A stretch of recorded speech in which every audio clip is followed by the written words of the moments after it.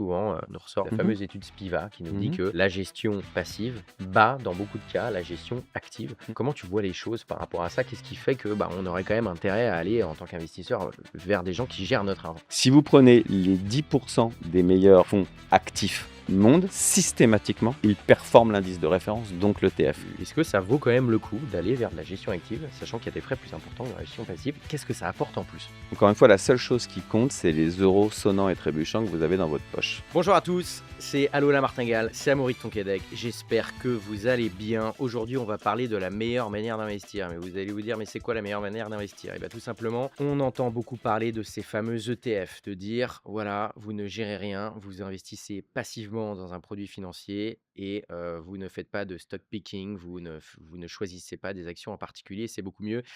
Et ben on va voir que c'est pas si simple que ça. On va aussi parler d'IA, de blockchain.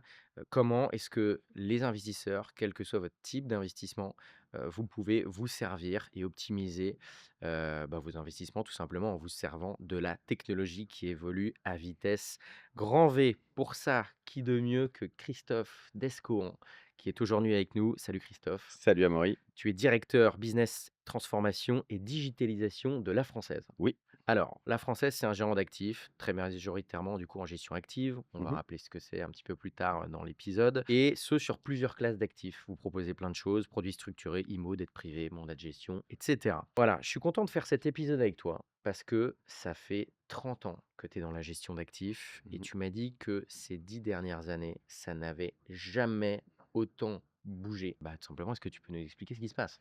Oui, alors il y a plein de réalités autour de tout ça, mais je vais en prendre 3 principalement. La première, c'est la concentration du secteur. Alors, pour faire très schématique, on va dire qu'il y a le gérant d'actifs, c'est celui qui gère les avoirs de l'investisseur.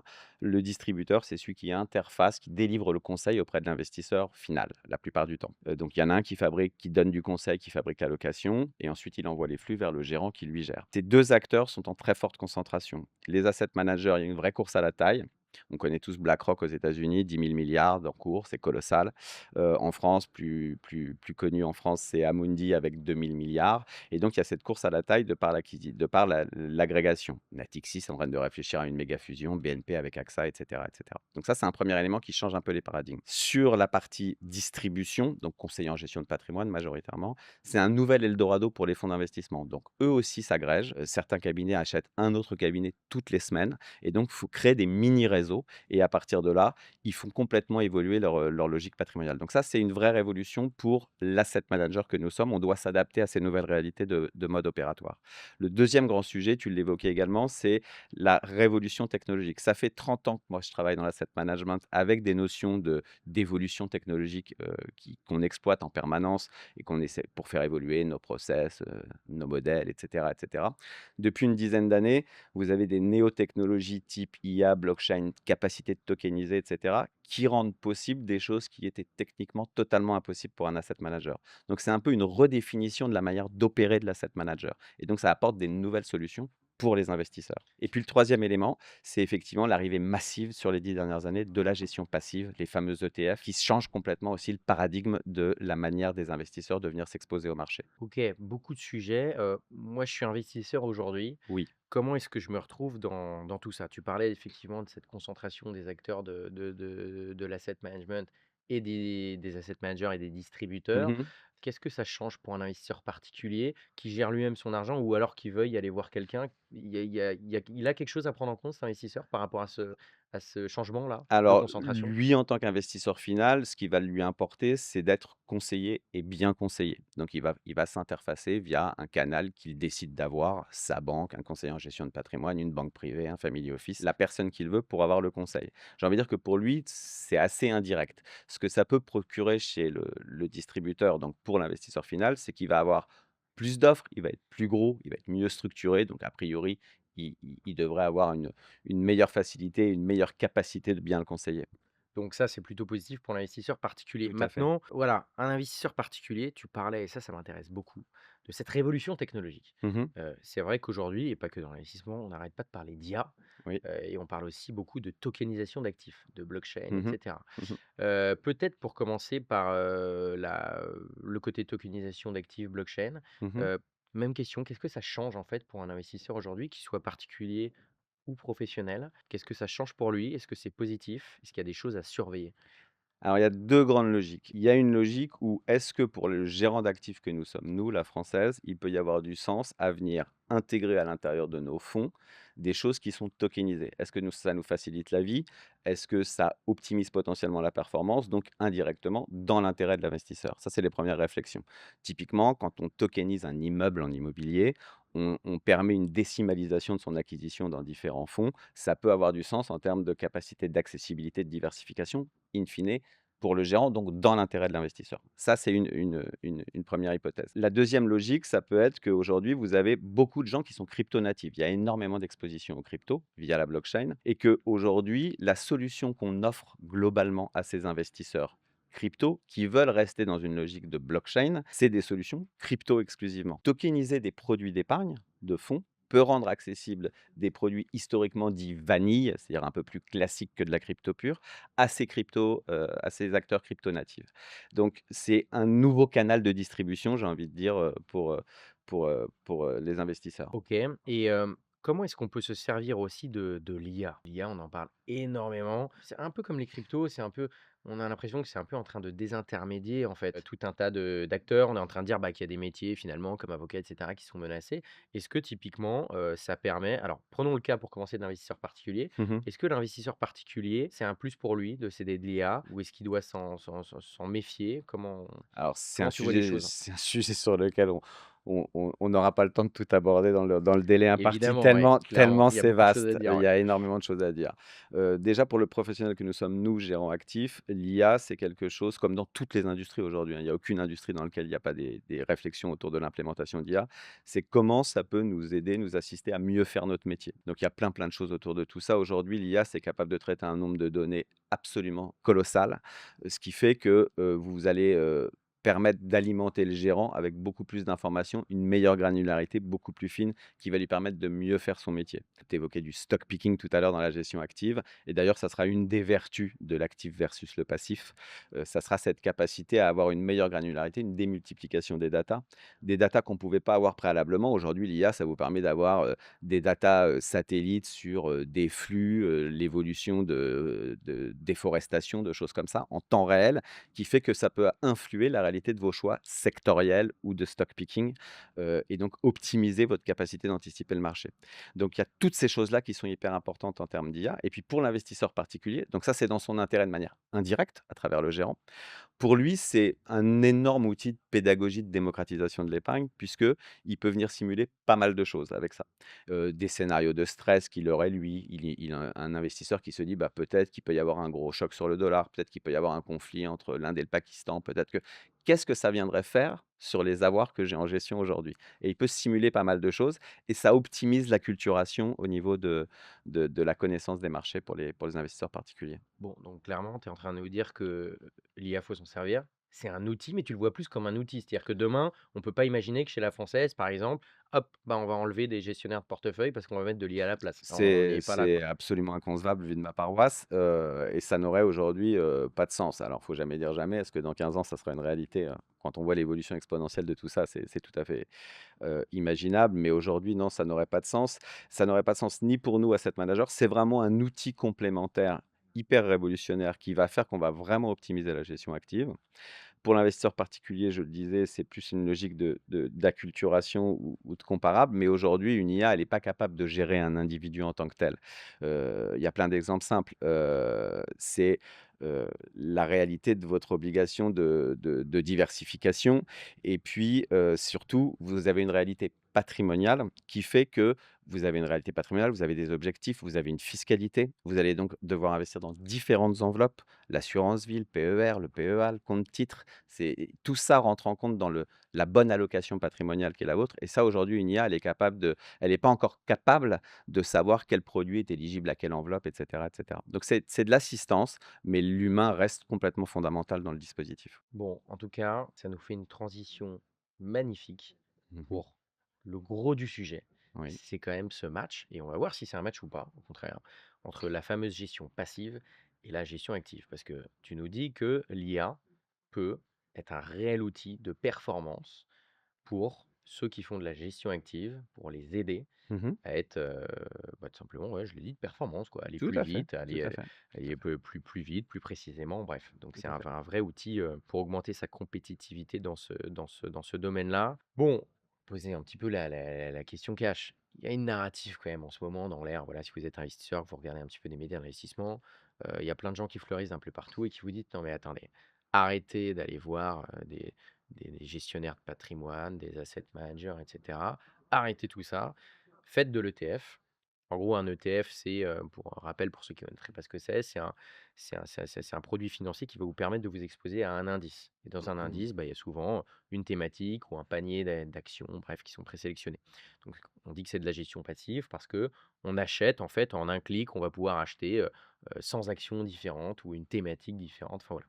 Et il y a beaucoup de gens qui nous disent: «Non mais attendez, faites ça pour 2 raisons». Parce que de un, il y a des frais qui sont beaucoup plus bas que pour la gestion, active et de 2, en termes de performance, souvent, c'est la même chose ou alors même c'est parfois la gestion passive fait mieux que la gestion active. Alors je ne sais pas par où commencer parce que j'imagine que tu as plein de choses à dire là-dessus, sachant qu'on a dit tout à l'heure, ça fait 30 ans que tu es à fond là-dedans. C'est quoi ta première réaction à ça? Par quel point tu pourrais commencer? Parce qu'on a pas mal de points abordés là-dedans. Alors, il y a énormément de fantasmes autour de tout ça. Alors déjà, moi, un gérant d'actifs, il a le droit de faire de la gestion active et de la gestion passive. Donc, pour un gérant d'actifs, les 2 sont parfaitement possibles. La deuxième chose, c'est qu'on a tendance à opposer des choses qui, pour moi, ne sont pas opposables. Elles ont même une logique de complémentarité, j'y reviendrai, mais, ça peut complètement faire son sens. Juste pour reprendre en 2 minutes, ce qui est quand même un petit peu c'est un peu important pour bien appréhender le sujet. Un ETF, c'est une enveloppe. Donc la réalité, c'est une enveloppe qui vient répliquer un indice. Donc, elle réplique un indice. Donc typiquement, vous avez envie de vous exposer aux actions américaines, vous pouvez acheter, un ETF qui réplique l'indice qui représente les actions américaines. Vous voulez vous exposer aux actions monde, voilà, vous prenez, un stock 600 et il va venir vous répliquer le stock 600. C'est de la pure réplication d'indice. En gros, votre performance sera la performance de cet indice. La gestion active, vous pouvez décider, si je fais un comparable entre un ETF monde et un fonds monde, le gérant, il va avoir le même univers de jeu, c'est-à-dire cet indice, sauf qu'il va faire du stock picking. Il va prendre des biais sectoriels, il peut prendre des biais ESG, il peut prendre des biais, géographiques à l'intérieur de cet indice et donc son objectif à lui, c'est de venir surperformer l'indice. Donc il y a une idée reçue souvent qu'on entend sur ETF versus fonds, c'est que l'ETF serait moins risqué que le fonds. Ça n'a strictement rien à voir. Fonds et ETF sont des enveloppes. Le risque, il est porté par le sous-jacent. Si vous faites un ETF sur un sous-jacent pas risqué, il n'est pas risqué. Si vous faites un fonds sur un sous-jacent pas risqué, il n'est pas Alors risqué. c'est hyper important de le rappeler parce qu'effectivement, dans la narrative un peu dont je parlais tout à l'heure, c'est vrai Mmh. qu'on dit voilà, faites de l'ETF et attendez, et il n'y a pas de risque si vous êtes long terme. Bon, ce qui est vrai, c'est que voilà, historiquement, quand on va en bourse, si on est à plus de 10 ans, Oui, c'est voilà, mais on c'est était plutôt gagnant. Maintenant, attention, les performances passées, je ne présage pas des performances futures. Et puis surtout, oui, tu parlais du sous-jacent. On croit que l'ETF, limite, ça devient un livret A. Non, oui, non, non, c'est s'il y a des actions dans l'ETF, c'est aussi risqué que de faire de la gestion. action, dans un Voilà, fonds. C'est voilà. exactement la Mmh, même chose. mmh, Ah, mmh. par contre, il faut qu'il y ait vraiment aucune méprise là-dessus, ça c'est extrêmement important. Donc, quand on est dans une allocation, je parlais tout à l'heure de ce qui existe depuis la nuit des temps, par exemple, qui a jamais changé, c'est que dans une bonne allocation patrimoniale, on doit être diversifié. Donc la diversification, c'est des zones géographiques, c'est des actions, des obligations, mais c'est aussi de l'immobilier, de la dette privée, ça peut être plein de choses, des produits structurés. Et puis vous allez faire ça dans différentes enveloppes fiscales, l'assurance vie, le PER, le PEA, et cetera, et cetera. Chacun aura sa vertu. Donc ça, c'est un premier élément. Donc déjà, l'ETF ne répond pas à l'exhaustivité de ces briques d'allocation. C'est surtout sur des marchés, listés, financiers. Ça, c'est la première chose. La deuxième chose qui est hyper importante à appréhender entre, la gestion active et la gestion passive, c'est que quand vous répliquez un indice monde, comme je le disais tout à l'heure, c'est un petit peu technique, mais c'est important. L'indice monde aujourd'hui, il va avoir un biais géographique US majeur de par le 70%, voilà, de par le pour poids l'instant, des c'est pas États-Unis, voilà et il va avoir un biais sectoriel, un biais sectoriel majeur de par les méga capitalisations. Aujourd'hui, si vous avez des gros mouvements de volatilité sur Tesla, Google, des players comme ça, vous allez avoir une influence sur la performance de l'indice qui est colossale. Donc en gros, quand vous répliquez un indice, vous répliquez pas équipondéré toutes les actions qu'il compose, vous avez évidemment la taille des capitalisations qu'il compose. Donc vous avez un biais sectoriel mécanique, ou géographique. La partie gestion active, son objectif, c'est de venir anticiper la réalité des évolutions de ces secteurs ou de ces zones géographiques et donc de s'exposer, se désexposer en temps réel par rapport à ce qui est accessible dans cet indice pour venir le surperformer. Et c'est là où, pour faire le parallèle avec ce que tu disais tout à l'heure sur l'IA, l'IA va venir plus alimenté, permettre d'avoir un peu plus de prédictif et donc va permettre au gérant, a priori, de mieux anticiper. Si je fais un parallèle, en 2 secondes sur la santé, il y a 5 ans, une IA et un radiologue, ils regardaient la même radio, ils avaient le même jugement. Aujourd'hui, une IA, elle va anticiper 7 à 8 mois avant le radiologue la détection d'une tumeur. Voilà, la technologie, elle amène quelque chose d'une telle granularité qu'elle permet d'avoir un côté un peu plus prédictif, plus prégnant, qui fait que ça va être au bénéfice a priori de la gestion active.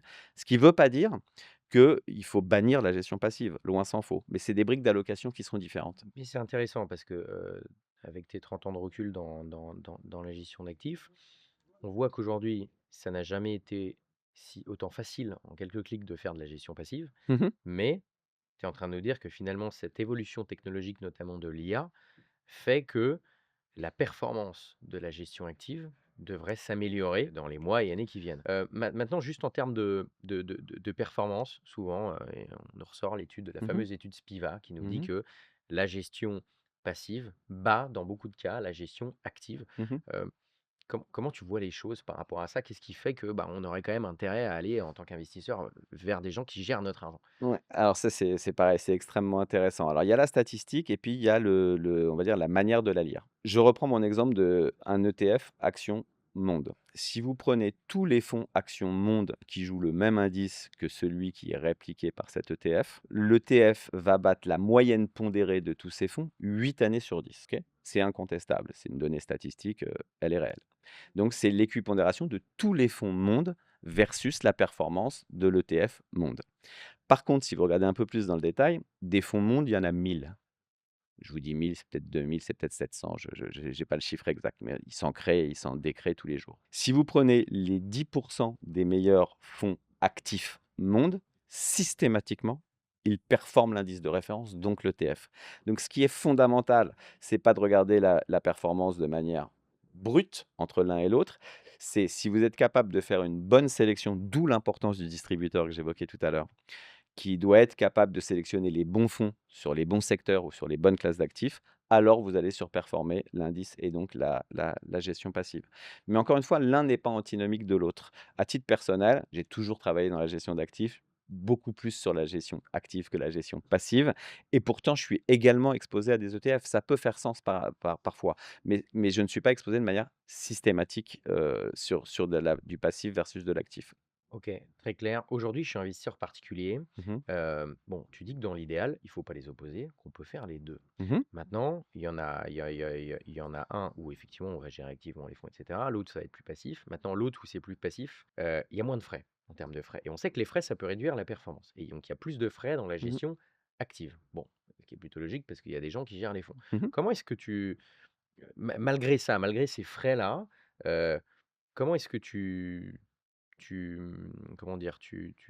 Est-ce que ça vaut quand même le coup d'aller vers de la gestion active, sachant qu'il y a des frais plus importants que dans la gestion passive? Qu'est-ce que ça apporte en plus? Encore une fois, la seule chose qui compte, c'est les euros sonnants et trébuchants que vous avez dans votre poche. Voilà. Vous mettez 100 sur quelque chose qui a des frais à 1 et qui fait 10, ou vous mettez 100 sur quelque chose qui a des frais à 2 mais qui fait 15, vous êtes gagnant à avoir payé plus de frais pour avoir une meilleure performance. C'est ça le nerf de la guerre. C'est les euros sonnants et trébuchants que vous avez dans votre poche.